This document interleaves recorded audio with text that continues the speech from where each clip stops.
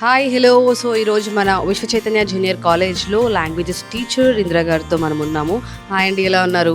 Hi ma'am, fine. What about you? I'm too good అండి.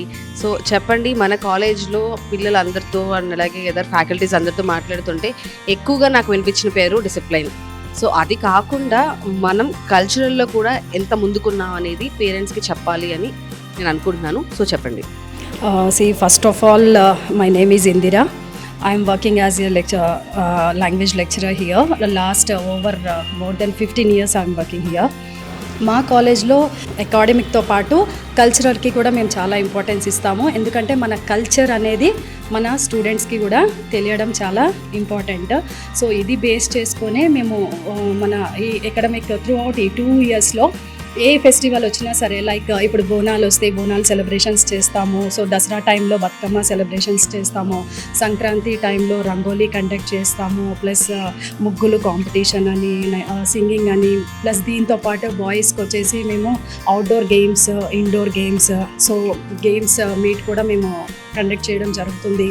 So ఈ cultural యాక్టివిటీస్తో పాటు పిల్లలకి ఏంటంటే వాళ్ళ లోపల ఉన్న ఇన్నర్ ఏదైతే టాలెంట్ ఉందో దాన్ని బయటకి తీసుకురావాలని సింగింగ్ కాంపిటీషన్ కానీ, లేకపోతే ఎస్సే రైటింగ్స్ అని, అన్ని విధాలుగా మేము వాళ్ళని ఎంకరేజ్ చేయడం జరుగుతుంది. సో పేరెంట్స్కి మేము చెప్పేది ఏంటంటే, నేను యాజ్ ఏ మెంబర్ ఆఫ్ విశ్వ చైతన్య జూనియర్ కాలేజ్, సో మేము ఈ కాలేజ్ని ఏంటంటే కాలేజ్ అనే కాదు, విసిజేసి ఫ్యామిలీ అని పిలవడం జరుగుతుంది.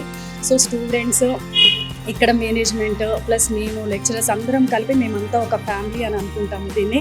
సో పేరెంట్స్ ఏంటంటే 10th అయిపోయిన తర్వాత వాళ్ళ పిల్లల్ని ఏ కాలేజ్లో జాయిన్ చేయాలి అనేది వాళ్ళకి ఫస్ట్ ఒక క్వశ్చన్ మార్క్ ఉంటుంది.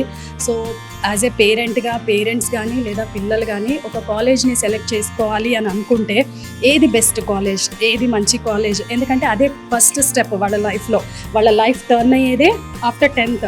సో అక్కడ నుంచి వాళ్ళ లైఫ్ టర్న్ అవ్వడం జరుగుతుంది స్టూడెంట్స్ని. కాబట్టి బెస్ట్ కాలేజ్ని చూస్ చేసుకొని వాళ్ళు ఒక్కసారి ఆ కాలేజ్లోకి వెళ్తే వాళ్ళ లైఫ్ అనేది వాళ్ళకి వాళ్ళు అనుకున్న విధంగా మలుచుకోవడానికి వీలుగా ఉంటుంది. సో అలాగే లెక్చరర్స్ కూడా ఇప్పటి వరకు మీరు మాట్లాడారు, ఎంతమంది లెక్చరర్స్తో మాట్లాడారో అందరూ కూడా మ్యాక్సిమం 9 years, 10 years, 15, 20 years నుంచి వర్క్ చేస్తున్న వాళ్ళే ఉన్నారు.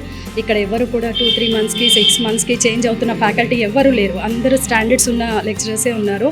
సో కాలేజ్ యొక్క అవుట్పుట్ని తెలుసుకోవాలి అని అంటే మన ఓల్డ్ స్టూడెంట్స్ని